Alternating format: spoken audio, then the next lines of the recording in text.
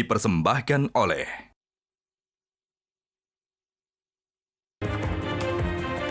Pemirsa, bakal calon presiden Ganjar Pranowo dan Prabowo Subianto masih saja jomblo. Padahal pendaftaran Capres-Cawapres tinggal 2 minggu lagi. Banyak sudah namanya disebut, pertemuan demi pertemuan dikebut, tapi tak kunjung mengerucut. Tarik-menarik kepentingan terus terjadi, turun naik elektoral silih berganti dan keputusan Mahkamah Konstitusi terkait batas usia Capres-Cawapres masih dinanti. Siapa sesungguhnya pendamping Ganjar dan Prabowo yang pas di hati? Benarkah koalisi Ganjar dan Prabowo masih menunggu arahan Presiden Jokowi? Inilah kontroversi selengkapnya Ganjar Prabowo mencari pendamping. Bersama saya, Zilvia Iskandar.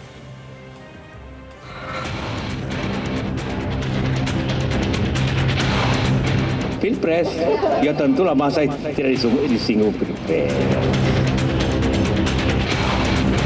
Itu tanda-tanda mungkin ya.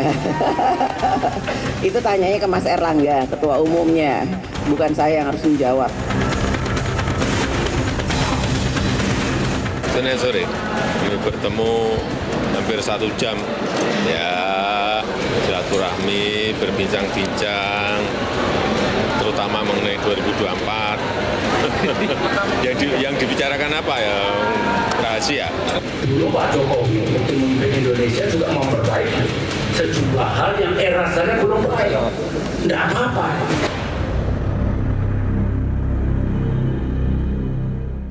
Baik, pemirsa, sudah hadir 7 orang narasumber di studio Metro TV. Di sebelah kanan saya ada Ketua DPP PDI Perjuangan, Andreas Hugo Parera. Kemudian ada Ketua Majelis Pertimbangan P3, Roma Hurmuzi. Dan selanjutnya ada Ketua DPD Partai Golkar, Maman Abdurrahman. Silakan bergabung, Bang Maman. Baru saja tiba. Alhamdulillah tepat waktu sekali ya. Di sebelah kiri saya selanjutnya sudah ada Wakil Ketua Umum Partai Gerindra, Habibur Rahman. Kemudian juga ada Jubir Partai Demokrat Herzaki Mahendra Putra, Jubir PKS Pipin Sopian, dan Direktur Eksekutif Poltreking Indonesia Hanta Yuda. Selamat malam semuanya, terima kasih sudah hadir di kontroversi Metro TV. Saya langsung mulai ke Bang Andreas. Bang Andreas, kemarin kita sama-sama lihat ya, ada visual pertemuan Mbak Puan dengan Pak JK. Jadi kemarin Mbak Puan mendatangi Pak JK, benarkah Mbak Puan ini sedang berupaya merayu Golkar agar putar haluan masuk ke koalisi pendukung Ganjar? Oh, itu sebabnya. Itu sebabnya. Kayaknya pindah ke sini ya, makanya pindah ke sini. Ini kan masalah tempat duduk itu masih cair ya kan? Sebelum masa pendaftaran semuanya masih cair. Silakan Bang Andreas. Ya, kalau Mbak Puan bertemu itu biasa, artinya pernah awalnya ketemu dengan Bang Surya, kemudian ketemu dengan Pak Prabowo, ketemu dengan Mas AHY. Jadi Mbak Puan memang ditugaskan untuk ya membuka ruang diskusi, ruang dialog. Diskusi apa, Bang? Ya tentu diskusi, termasuk diskusi berkaitan dengan situasi politik, bagaimana perkembangan Indonesia ini ke depan. Jadi di politik ini kan berdiskusi, bertemu, berdiskusi, berdialog itu kan hal yang baik gitu. Untuk kemudian membuka ruang-ruang ya apabila mungkin ya kita melakukan kerjasama gitu. Dibuka ruang-ruang apabila mungkin, oke dicatat di situ ya. Jadi pertanyaan saya tidak hanya Pak JK, sebetulnya sudah ada tokoh senior Golkar juga sebelumnya yang ditemui Mbak Puan, yaitu Pak Luhut. Lagi-lagi belum dijawab apakah ini adalah upaya untuk memutar haluan Partai Golkar mendukung Ganjar. Kita tetap menghargai bahwa Golkar, Partai Golkar ya secara organisasi sudah memutuskan untuk bergabung dengan koalisi pendukung Indonesia Prabowo, Maju, Pak Prabowo secara organisasional gitu. Tapi kan juga sekarang kan belum ada sampai kepada keputusan, belum deklarasi, belum sampai ke KPU lah istilahnya, masih ada waktu gitu. Jadi menghargai tapi kalau bisa dibujuk ya nggak masalah gitu ya? Ya kita tetap menghargai, ada etika di dalam berkomunikasi, berdialog tuh hal dan itu harus tetap kita jaga gitu. Tapi secara personal membuka ruang-ruang dialog itu kan hal yang baik untuk kepentingan politik, kepentingan bangsa ini ke depan. Gitu. Kalau bisa kerjasama, kenapa tidak? Gitu. Tapi kalau tidak bisa, toh kita tetap berkawan. Gitu. Oke, berarti betul ya ada opsi untuk membuka kerjasama dengan Partai Golkar. Saya putarkan dulu di sini, kita punya berita soal bagaimana potensi Golkar pindah ke ke koalisi pendukung Ganjar Pranowo karena Golkar merasa tidak diperhitungkan. Ini ada pernyataan dari Mekeng mengatakan bahwa Golkar bicara opsi pindah ke PDIP karena tidak merasa diperhitungkan di koalisi Prabowo. Ini bagaimana sebenarnya, Bang Maman? Tadi saya datang telat, lihat kok di sini begini. Langsung kaget ya. Diatur sama Sylvia. Ya, gini Mbak, ya namanya spekulasi, namanya orang mau berspekulasi ke kanan, ke kiri, ke depan, belakang, ya namanya belum pendaftaran pasti muncul spekulasi-spekulasi seperti itu. Tapi sekali lagi saya harus bilang bahwa hampir kecil sekali Mbak peluangnya.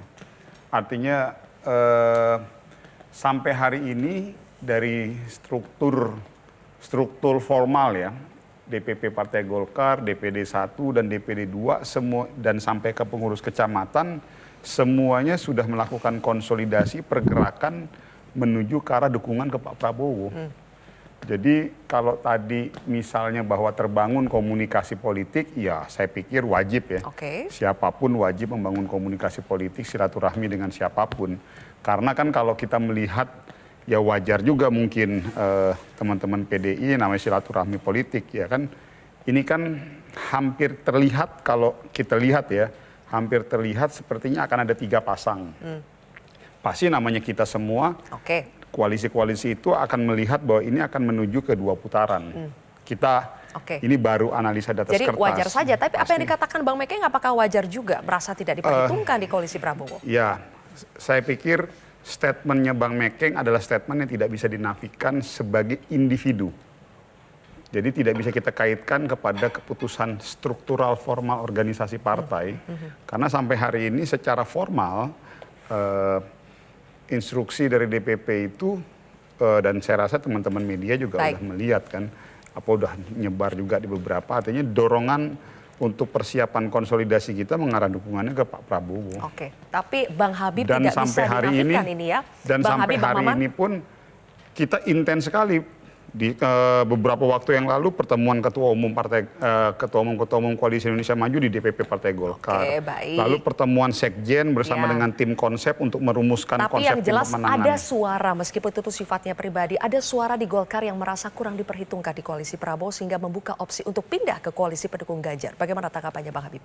Ya silakan saja sepanjang itu memang suara personal ya. Jadi kita ada 2 hal yang menjadi parameternya. Secara objektif saya pikir Golkar pasti akan merasa lebih baik mendukung Pak Prabowo. Kenapa? Karena sebab kalau Golkar mendukung PDIP itu sama saja menambah yang sudah lengkap kan. PDIP kan sudah 20%. Ya.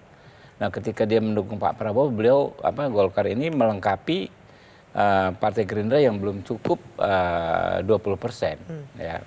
Jadi kalau Golkar ke Gerindra itu akan menjadi bandul ya, pembawa kelengkapan dan sekaligus sangat berpotensi mendorong kemenangan. Itu secara objektif. Ketika Golkar lebih berharga di Pak Prabowo, tentunya pasti lebih dihargai. Kurang lebih begitu. Nah, jadi bukan tidak dihargai, seperti diperhitungkan ya sebetulnya Golkar ya? Justru sangat dihargai dan sangat diperhitungkan. Yang kedua, ini yang subjektif, saya baru mau jawab. Secara subjektif ya, kawan-kawan kami dari Partai Golkar paham sekali gaya politik Pak Prabowo yang merangkul dan sangat memuliakan mitra koalisinya. Kita ingat ya, kita banyak pengalaman bekerja sama ya di 2014, lalu juga di berbagai pilkada ya. Mereka paham sekali Pak Prabowo selalu menempatkan mitra-mitranya secara egaliter ya. Secara duduk sama rendah, berdiri sama tinggi, berbagi peran ya, berbagi posisi-posisi itu sangat-sangat fair. Sehingga mereka paham sekali tidak mungkin akan dikecewakan. Jadi basisnya apa kalau misalnya ada Pak Mekeng bilang kurang diperhitungkan, basisnya apa? Ya kalau basis sejarah ya, teman-teman Partai Golkar ketika bergabung dengan Partai Gerindra pasti paham sekali deh. Ya ini pasti akan sangat dimuliakan ketika bersama Dimuliakan, oke. Coba kita tanya dulu analisa dari luar nih Mas Hanta. Benarkah demikian sebetulnya posisi Golkar cukup memiliki daya tawar di koalisi Indonesia Maju ketimbang kalau harus pindah ke koalisi pendukung Ganjar? Ya sebenarnya semua partai, tidak hanya Golkar, terutama Golkar ya, mungkin mengincar posisi cawapres. Nah ini potensi yang dijaga oleh semuanya. Kita belajar dari tertukarnya posisi Partai Demokrat dan PKB itu kan karena tidak titik temu soal cawapres. Ini bisa jadi potensi misalnya Golkar kecewa Pak Erlangga tidak mendapatkan posisi cawapres, nanti tukeran sama Mas Romi nih. Kalau Sandiaga Uno kan dapat, nanti Mas Romi yang bisa jadi maksud saya itu. Nah, maksudnya Mas Romi duduk di sini nih. Jadi koalisi yang tertukar. Koalisi yang tertukar. Tapi sepanjang, itu judul sinetron baru tuh Mas Hanta. Tapi sepanjang nanti sebelum apa namanya didaftarkan KPU masih mungkin terjadi. Tapi betul juga Bang Maman katakan tadi, Bang Andreas juga iya, bahwa potensinya memang mengecil per hari ini. Kalau kita lihat mengapa sembari ini ya cawapres semakin belum dimunculkan, yang paling penting ada faktor koalisi. Jadi faktor koalisi, eleksi, dan konstelasi saya membacanya. Dari sisi koalisi, kenapa belum menentukan cawapres ini untuk menjaga.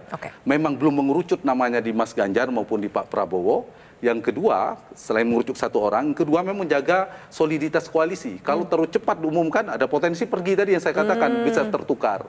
Yang kedua ada faktor eleksi tentunya, elektoral. Bagaimana mencari cawapres, saling intip lah strategi. Kalau Mas Ganjar keluar duluan, Pak Prabowo menyesuaikan strateginya. Kalau Prabowo keluar, Pak Ganjar menyesuaikan. Sehingga saling intip strategi, sehingga penting kalau keliru menentukan cawapres, nanti bisa kalah dalam pertarungan. Ditambah faktor kuantitatif, misalnya faktor milenial kah, mewakili NU dan seterusnya. Nah terakhir satu lagi saya lihat dinamika ini juga terpengaruh pada faktor konstelasi. Faktor konstelasi itu juga ada dua, yaitu menunggu keputusan MK. Jangan-jangan tiba-tiba Mas Gibran masuk, ya kalau ternyata Pak Prabowo betul wakil Mas Gibran, pasti Mas Ganjar menyesuaikan atau sebaliknya. Faktor ini penting. Dan satu lagi konstelasi itu wacana yang kemarin, tiba-tiba ada peluburan koalisi dari 3 menjadi 1. Tapi saya setuju per hari ini peta kekuatan politik kita mengarah pada tripolar, 3 poros koalisi. Mudah-mudahan 3, kalau saya setuju 3. Baik, tapi tidak menutup kemungkinan masih akan ada koalisi yang bisa digoyah. Karena itu, Mas Romi, apakah ini mengkhawatirkan buat P3 yang menyodorkan nama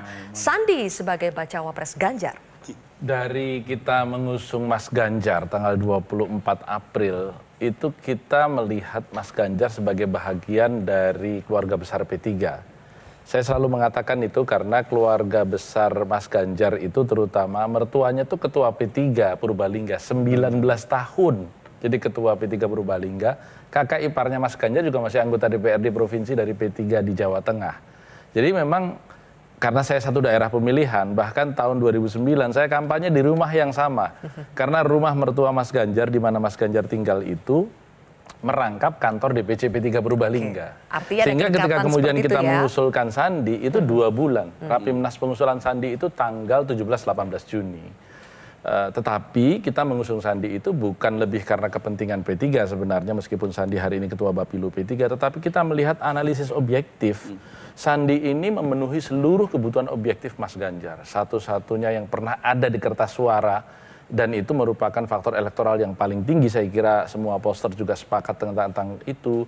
Satu-satunya yang kemudian melengkapi komponen luar Jawa untuk Mas Ganjar, punya fanbase yang jelas, milenial dan emak-emak, di mana Mas Ganjar kuat di baby boomers dan Gen X seperti kita-kita ini. Jadi ini kombinasi yang sangat pas karena juga pendekatan Pak Sandi selama ini pendekatan ekonomi di mana Mas Ganjar Polhukam. Jadi ini betul-betul pasangan yang Tapi sempurna. Bu Mega dan koalisi pengusung Ganjar yang lain setuju tidak dengan itu?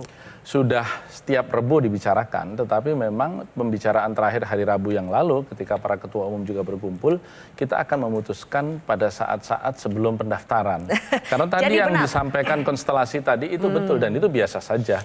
Karena kan kita juga mengukur jika A maka B, jika C maka D. Sehingga ini yang kita akan siapkan. Yang kedua, kita memang menghitung secara seksama kontribusi elektoral dari masing-masing pasangan yang akan kita wacanakan saat ini seperti apa sih, begitu. Baik, menarik Mas Pipin ketika yang lain ini bertahan sampai akhir di ujung, tapi koalisi perubahan malah memilih duluan. Melihat yang lain bertahan sampai ujung sementara koalisi perubahan duluan, bagaimana Mas Pipin? Ya sebetulnya kalau lihat cawapres Mas Ganjar atau cawapresnya Pak Prabowo, bagi kami aminkan saja. Maksudnya kami menghormati, itu pilihan masing-masing ya. Cawapresnya nanti dari Mas Ganjar siapa, cawapresnya dari Pak Prabowo siapa. Bagi kami saat ini ya kami bersyukur ya, berterima kasih kami adalah koalisi yang lebih awal, lebih dini untuk melakukan persiapan. Termasuk kami di Koalisi Perubahan untuk Persatuan ini, cawapres sudah selesai, kemudian saat ini ada tim baja, tim badan pekerja Amin yang sedang bekerja untuk menyusun bagaimana persiapan, pertama mematangkan visi misi, yang kedua adalah bagaimana kita juga menyusun struktur pemenangan saat ini juga insya Allah final, dan yang ketiga adalah persiapan administrasi untuk tanggal 19 Oktober kami insya Allah menjadi koalisi dan pasangan cawapres pertama kali yang mendaftar. Baik. Jadi bagi kami, ayo kami support siapapun capres-cawapresnya, pasangan Amin menanti ya. Dan kami sangat menghargai bahwa pilihan masing-masing itu yang terbaik. Baik. Ya. Dan kalau ada yang kecewa, Koalisi Perubahan siap menampung.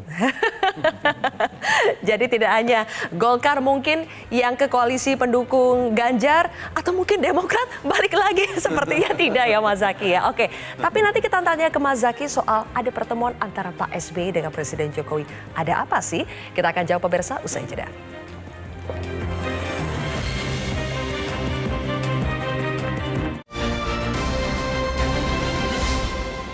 Jelajahi cara baru mendapatkan informasi. Download Metro TV Extend sekarang.